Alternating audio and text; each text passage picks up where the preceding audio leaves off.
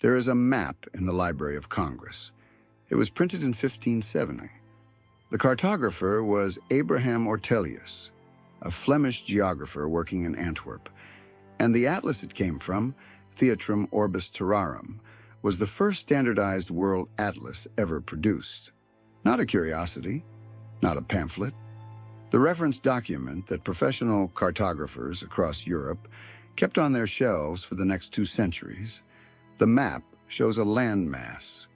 It runs from the Caspian Sea on the left edge to what appears to be the Pacific Ocean on the right. To the south, it borders Persia and India. To the north, it fades into the Arctic. The Korean peninsula is missing. Kamchatka doesn't exist. North America appears just off the right margin, close enough to touch. In the upper left corner, there is a cartouche in ornate Latin script. Tartaria suo magni shami imperivem. Tartaria, or the kingdom of the great Khan. And in the body of the map, near the center, a small illustration. A man seated in a tent. The great Khan himself, ruler of this country. This map is sitting right now in the Library of Congress. You can load the scan at loc.gov in under a minute. I have had it open on my screen for 3 weeks. What I want to know is what happened to the country on this map. Not whether it existed the way they drew it. Just where did the name go? Because it was here, on serious maps made by serious people, for 300 years. And then, one day, it wasn't. Let me be precise about the scale of what we are looking at, because I think precision matters here. The 1570 Ortelius Tartaria covered more territory than any single-named landmass that had previously appeared on a European atlas, from the Volga River west to the Pacific east, from the Persian and Indian frontiers south to the Arctic north, what is now Russia east of the Urals, Kazakhstan, Uzbekistan, Mongolia, Manchuria, and parts of modern Ukraine, all of it under one name, larger than the Roman Empire, larger than the Ottoman Empire at its greatest reach, one name on one map in the atlas that every serious cartographer in Europe owned. And this was not a label that one man invented and others copied out of laziness. Ortelius published in 1570. Nicolaus Visscher, working independently in Amsterdam, used the same label in 1657. John Wilkes used it in a British atlas in 1796. And by the time Guillaume De Lisle published his Carte de Tartarie, now held in the Library of Congress World Digital Library, original at the University of Wisconsin-Milwaukee, cartographers had become precise enough to subdivide it. The 1757 De Lisle map, subtitled Magnae Tartariae Tabula, shows at least 7 distinct Tartaries. Independent Tartary east of the Caspian, Chinese Tartary covering Manchuria and Mongolia, Muscovite Tartary across northern Siberia, Western Tartary, Eastern Tartary, Little Tartary in what is now Ukraine and Crimea, and the Tartars of Kuban and Dagestan in the Caucasus. 7 subdivisions. That is not a vague label being applied carelessly. That is a cartographic tradition mature enough to argue about its own internal distinctions. 300 years is not an accident of language. And then, within about a 20-year window in the mid-19th century, it vanishes from Western maps completely. Not gradually, not contested, just gone. Which makes me wonder, what was happening in that exact window, in that exact territory? On August 18th, 1845, Tsar Nicholas I signed an imperial decree establishing the Russian Geographical Society in St. Petersburg. Its mandate was systematic scientific survey, the precise measurement and administrative description of the empire's territories. The Society sent expeditions to the Urals between 1847 and 1850, the Amur River, 1854 to 1863, Central Asia throughout the 1870s, under the explorer Nikolai Przewalski. Each expedition produced detailed descriptions of what it found. None of them chose to update or preserve the older regional designation of Tartaria. They simply began again with new names. What followed the Society's founding was a military campaign. In 1865, General Mikhail Chernyayev captured Tashkent, a city that appears on the 1757 De Lisle map, squarely within the territory labeled Independent Tartary. Samarkand and Bukhara fell in 1868, Akiva in 1873.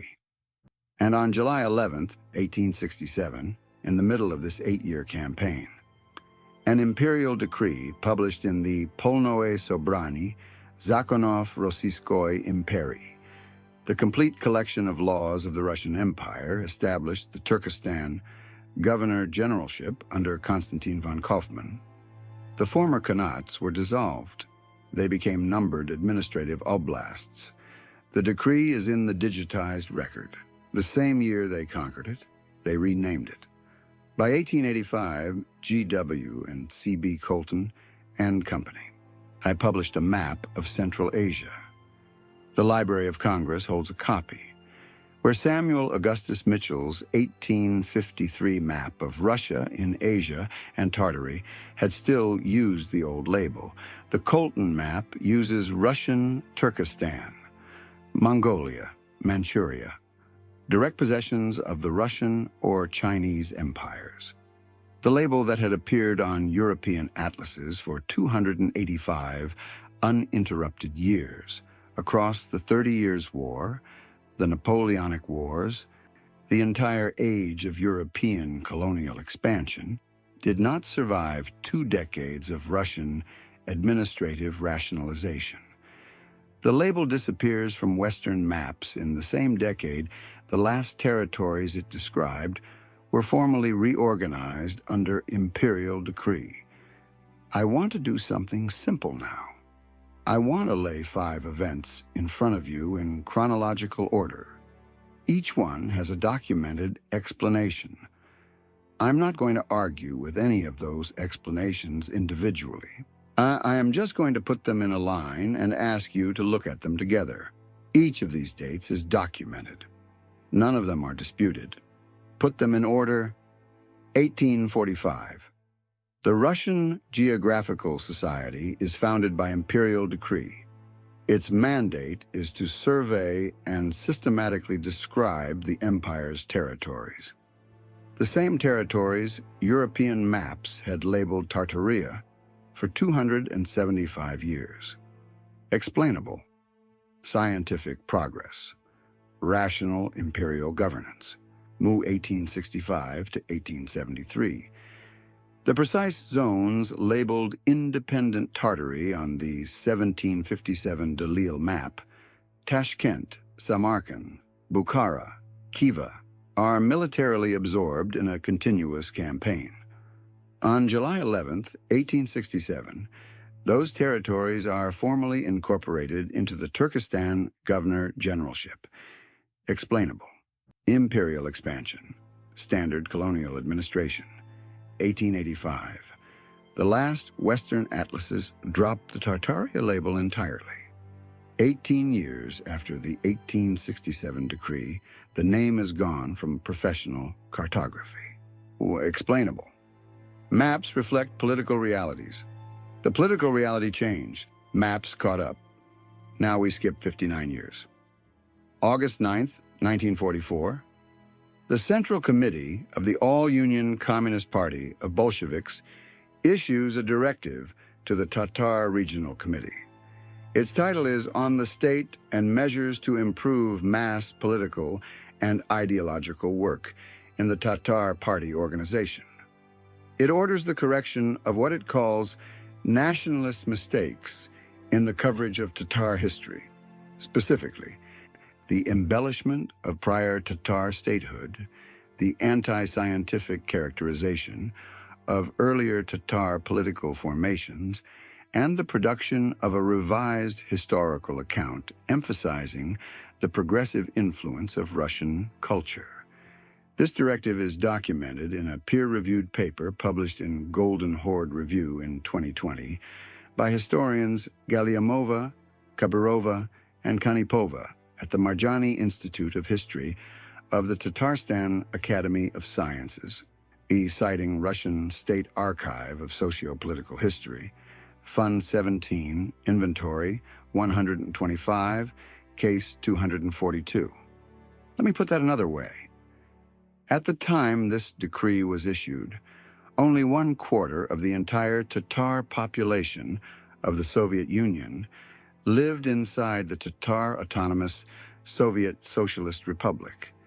3/4 of the people whose historical records were being formally revised lived scattered across the Soviet Union, in communities without a dedicated institutional structure to preserve or contest those records. 3 out of every 4. The cartographic label it concerned had been absent from official maps for 59 years.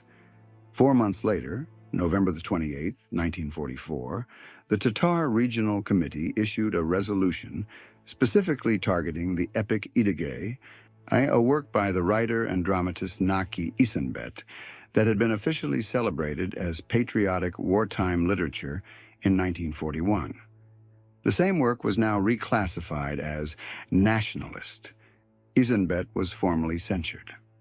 The resolution is preserved in the State Archive of the Republic of Tatarstan, Fund P15. Explainable.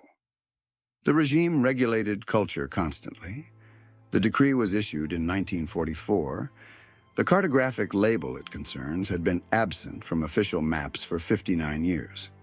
If the label was already dead, why was the Central Committee still issuing formal directives about the history of the region it described? You can check this yourself in under 10 minutes. Go to loc.gov/maps and search Tartary, or go to davidrumsey.com and search Tartarie. The 1570 Ortelius appears. The 1757 De Lisle appears. The 1885 Colton appears. High-resolution scans hosted on a United States government server and a public digital archive. This is not suppressed information. It is sitting in plain sight in institutions specifically built to preserve it. Now open a modern political map of Asia alongside the Ortelius. What was one name is now the Russian Federation, Kazakhstan, Uzbekistan, Kyrgyzstan, Tajikistan, Turkmenistan, Mongolia, and the Manchuria region of China. Every single political unit now occupying that space was administratively created after 1800, most after 1867. The geography is identical, only the names changed. The Republic of Tatarstan today is a semi-autonomous federal subject of Russia with a population of approximately 3.9 million people, roughly half of whom identify as Tatar. Tatar communities exist in Ukraine, across Central Asia, and in diaspora populations around the world. The 2020 paper by Galiamova, Kabirova, and Kanipova documents that the effects of the 1944 decree extended through textbook revisions, personnel removals, and censorship campaigns that continued into the 1950s.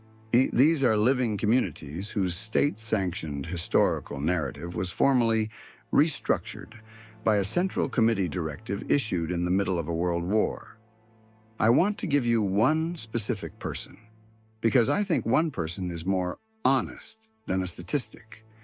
In 1940, Naki Isanbet, Tatar writer, dramatist, scholar, published a composite text of the epic Idige with scholarly commentary.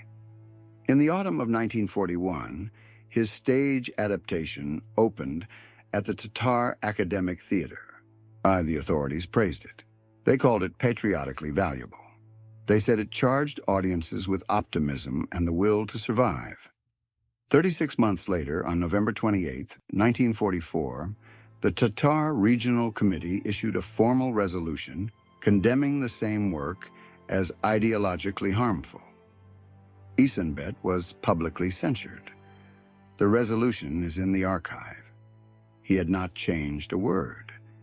If you went to school anywhere outside of Tatarstan, you were never told this region had a name that 300 years of European mapmakers agreed on, and that formal government orders were still being issued about its history within living memory of people alive today.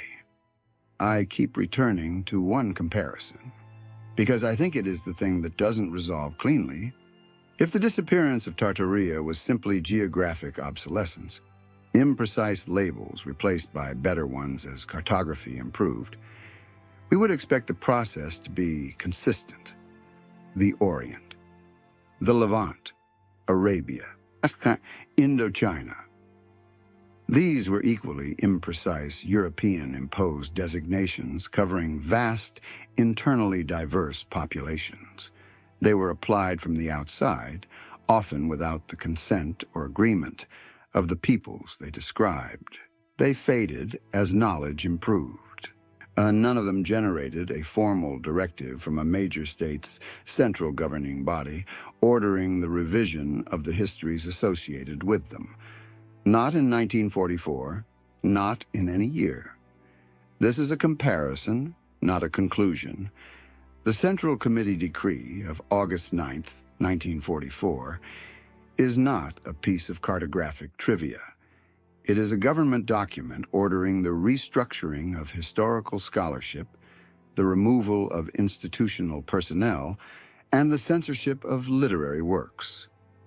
The Tatar Institute of Language, Literature, and History, the institution charged with producing the revised history, was subjected to formal condemnation by the Party Bureau on October the 6th, 1944.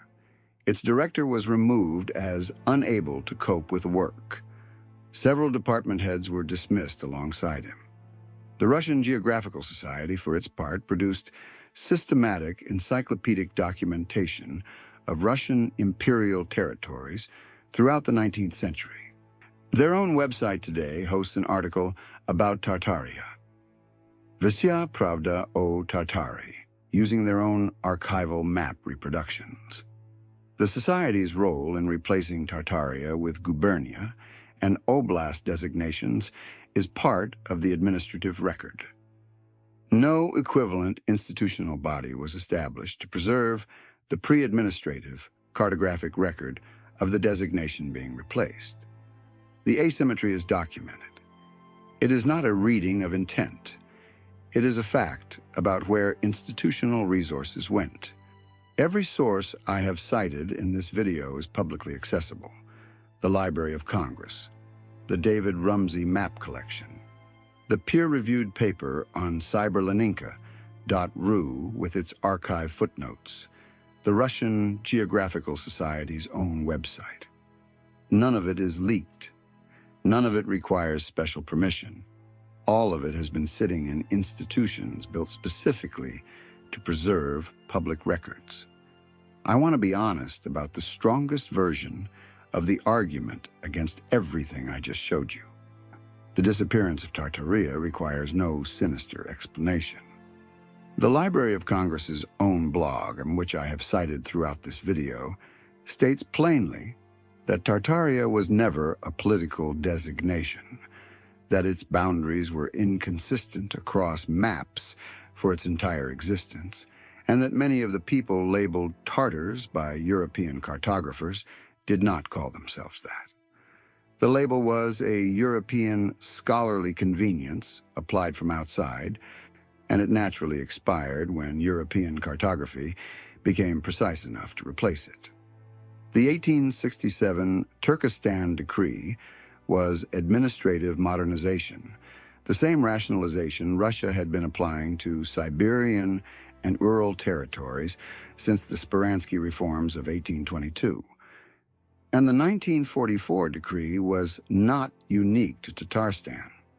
The Galliamova paper explicitly documents that similar directives were issued in the same period for the Moldavian, Belarusian, Ukrainian, and Bashkir party organizations. Stalinist cultural consolidation applied to everyone. There is nothing uniquely suppressive about what happened here. Most of that is accurate. The LOC blog says it. The academic paper says it. I am not going to pretend otherwise. But three things do not resolve under the modernization explanation. First, if the cartographic label was genuinely obsolete by 1885 and dead by consensus, the 1944 decree had no reason to frame its directives in terms of correcting the historical record of the territories and statehood that label described. The decree's own language, preserved in the Russian State Archive, quoted verbatim in the peer-reviewed paper, refers to nationalist mistakes about the Golden Horde and prior Tatar political formations. The concern was not geographic, it was historiographic. Someone in 1944 believed the history behind that label was still alive enough to require formal correction.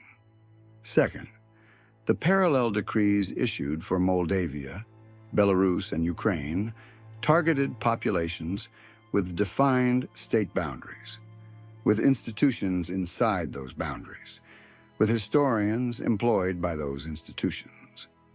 3/4 of the Tatar population lived outside the TASSR, dispersed, without a comparable institutional framework to contest the revision. The structural asymmetry is documented in the same paper that documents the decree. It is not an inference, it is a demographic fact. Third, the revisionist pressure the paper describes did not end with the war. Textbook revisions, archival reframings, and personnel changes continued into the 1950s. The wartime consolidation explanation accounts for the timing of the decree. It does not account for the decade that followed it.